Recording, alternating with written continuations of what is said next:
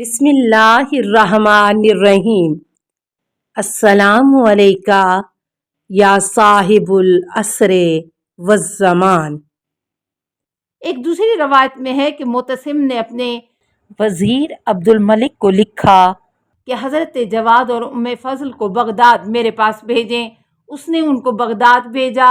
معتصم نے ان کا گرم جوشی کے ساتھ استقبال کیا، ان کے لیے تحائف لے گیا، ان کی پروکار اور شایان شان دعوت کی اور اس کے بعد نمکین سا شربت بنوایا، اس کو زہر آلود کیا اور برف ڈال کر حضرت کی خدمت میں بھیجا، اور شربت کا برتن اوپر سے ڈھکا ہوا تھا۔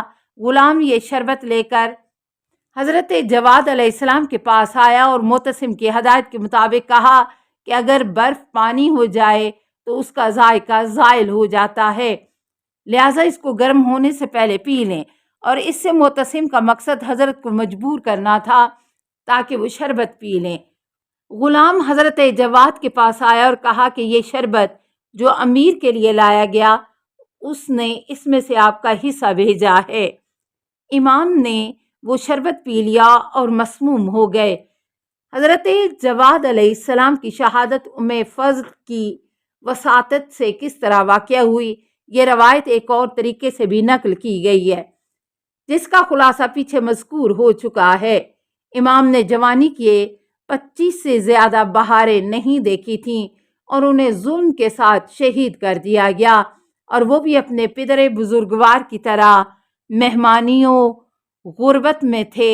واقعاً عجیب مہمان نوازی انہوں نے کی۔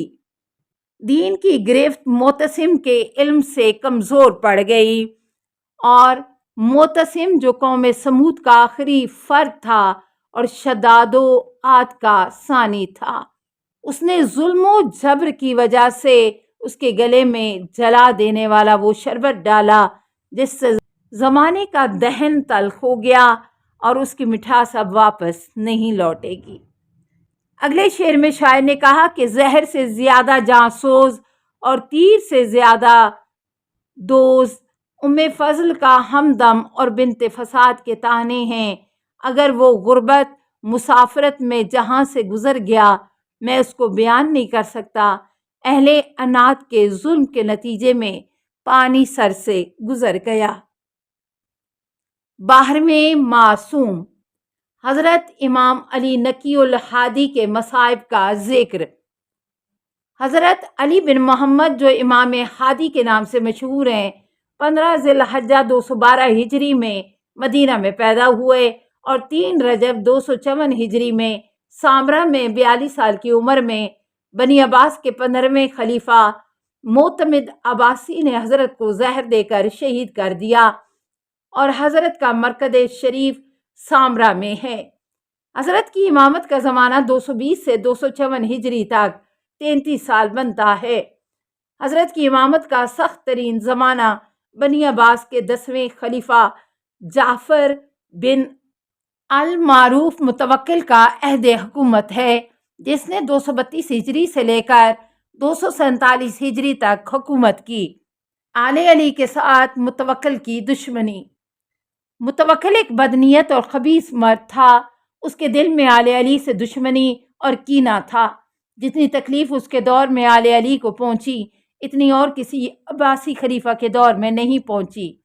یہاں تک کہ علوی خواتین کے پاس صرف ایک قمیض تھی جو نماز کے وقت باری باری پہن کر نماز پڑھتی تھیں۔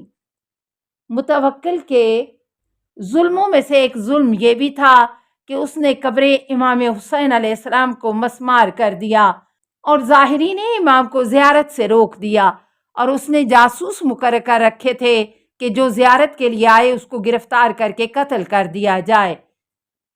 نمبر 1 حاشیہ اعلام الورا، صفحہ 347، ترجمہ ارشاد مفید، جلد 2، صفحہ 298۔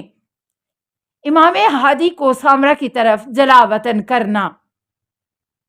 امام ہادی مدینے میں پرسکون زندگی گزار رہے تھے، جبکہ حضرت کی روش سے معلوم ہوتا تھا کہ حضرت کا پروگرام متوکل کے مقابلے میں ہے۔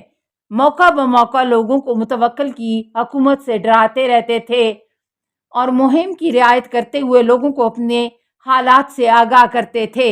हाकिम मदीना अब्दुल्ला इब्न मोहम्मद ने इस वाक़े से मुतवक्किल को आगाह किया। मुतवक्किल ने इमाम के नाम एक बाएहतराम खत लिखा जिसमें हज़रत को सामरा आने की दावत दी। इमाम याह्या बिन समरा के साथ सामरा रवाना हुए। जब हज़रत सामरा पहुंचे तो मुतवक्किल अपने वादों के बावजूद हज़रत से छुपता रहा। हज़रत उस कारवान सरा में तशरीफ़ लाए जो कारवान सराय गदायान के नाम से मशहूर थी। हज़रत वहीं ठहरे यहाँ तक कि मुतवक्किल ने हज़रत के लिए एक मकान का कहा और हज़रत को उसमें ज़ेरे निगरानी रखा गया। हज़रत इमाम हादी अलैहिस्सलाम कैद खाने में। अबू सुलेमान बिन अरूमा ने नकल किया है कि मैं मुतवक्किल की खिलाफत के ज़माने में सामरा गया। मुतवक्किल ने हज़रत को सईद हाजिब की निगरानी में कैद किया हुआ था। वो हज़रत को कत्ल करना चाहता था। मैं सईद हाजिब के पास गया और उसने मुझसे कहा कि क्या तुम खुदा को दोस्त रखते हो? तुम अपने खुदा को देखना पसंद करते हो? मैंने कहा कि खुदा तो पाक व मुनज़्ज़ा है, आंखें उसको नहीं देख सकती। उसने कहा मेरी मुराद हादी अलैहिस्सलाम है जिसके बारे में तुम गुमान करते हो कि ये तुम्हारा इमाम है। मैंने कहा दिल तो चाहता है। उसने कहा कि मुझे हुक्म दिया गया है कि मैं इमाम हादी अलैहिस्सलाम को कत्ल कर दूं। मुहाफिज का रईस सईद हाजिब के पास था। वो दरमियान में वास्ता बना जिसकी वजह से मैं इमाम हादी के घर में दाखिल हुआ और मैंने देखा कि हज़रत के सामने एक कब्र को खोदा गया है। मैं हज़रत की खिदमत में गया, सलाम किया और बहुत ज़्यादा रोया। हज़रत ने फरमाया कि क्यों रोते हो? तो मैंने अर्ज़ किया कि मौला मैंने जो कुछ देखा है मुझे रोने पर मजबूर कर रहा है। हज़रत ने फरमाया कि तू गम ना कर, ये काम उनके हाथ से नहीं होगा। हज़रत का कलाम सुनकर मुझे थोड़ा सा सुकून हुआ। इस वाक़े के बाद 2 दिन नहीं गुजरे थे कि खुदाए बुजुर्ग बरतर ने मुतवक्किल और उसके साथी फतह इब्ने खाकान को मार डाला। हाशिया मुख्तारुल खराइज सफ़ा 212 बिहार जिल्द 50 सफ़ा 194 195। मुतवक्किल के दस्तरख्वान पर शराब। मुतवक्किल को कुछ लोगों ने कहा कि अली बिन मोहम्मद के मकान में कुछ खतूत और असला कुम के शियों की तरफ से आया है। वो चाहता है कि आपके खिलाफ क़याम करे। मुतवक्किल ने रातों रात कारिंदों को हज़रत के घर भेजा और वो गए और तलाशी लेने लगे। जब कारिंदे गए तो क्या देखा कि हज़रत बालों का लिबास पहने मट्टी पर किबला रुख बैठे हैं और कुरान पढ़ रहे हैं। इसी हालत में हज़रत पर हमला किया और सरो पाँव बरहना हज़रत को मुतवक्किल के पास ले गए और कहा कि हमको अली बिन मोहम्मद के घर से कोई चीज़ नहीं मिली, अलबत्ता हज़रत को हमने रूह बकिबला कुरान पढ़ते देखा है। मुतवक्किल शराब के दस्तरख्वान पर बैठा था और उसके हाथ में शराब का जाम था। हज़रत के एहतराम के लिए खड़ा हो गया और हज़रत को अपने साथ बिठाया। फिर हज़रत को शराब का जाम पेश किया। आपने फरमाया खुदा की कसम मेरा खून और गोश्त शराब के साथ महफूज नहीं हुआ है और ना ही होगा, मुझे माफ़ रखें। मुतवक्किल मान गया और कहा अशार पढ़े जाएं, हमारी इस बज़्म को अशार के साथ खुश किया जाए। इमाम ने फरमाया कि क्या मैं भी शेर पढ़ सकता हूँ? मुतवक्किल ने कहा कि ज़रूर अशार पढ़िए।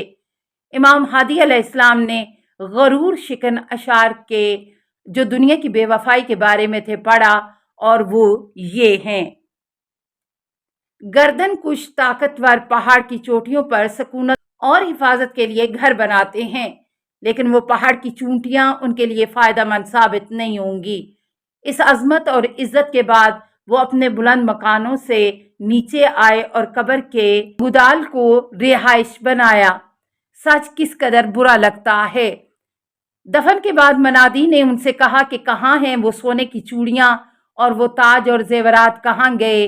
वो चेहरे के जो अय्याशी करते थे और पर्दे और जीनत की चीज़ें लटकाए हुए थे। और इन तमाम सवालों का जवाब कब्र अपनी बेजुबानी के साथ देगी कि ये चेहरे अब कीड़े मकोड़ों के हजूम की जगह पड़े हुए हैं। अस्सलामु अलैका یا صاحب العصر والزمان، الامان الامان الامان من فتن الزمان، السلام علیکہ یا خلیفۃ الرحمن، السلام علیکہ یا امام الانس والجان، السلام علیکہ یا مظہر الایمان، السلام علیکہ یا شریک القرآن، السلام علیکہ یا قاطع البرہان، السلام علیکہ یا امام زماننا، ھذا اجل اللہ فرجک وسہل اللہ مخرجک وظہورک، السلام علیکہ ورحمۃ اللہ۔ اللہم صلی علی محمد و آل محمد۔